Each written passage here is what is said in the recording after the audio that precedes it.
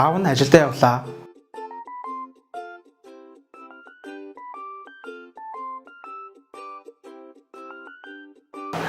Гадаа гарч тоглох уу?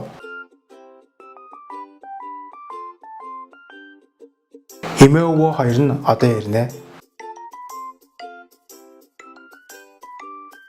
Хаалга тогшиж байна.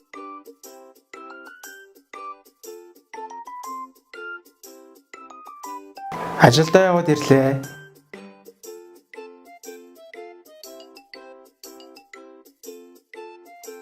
Эгч нь сургуульдаа явлаа гинэ. Баяртай гээрээ.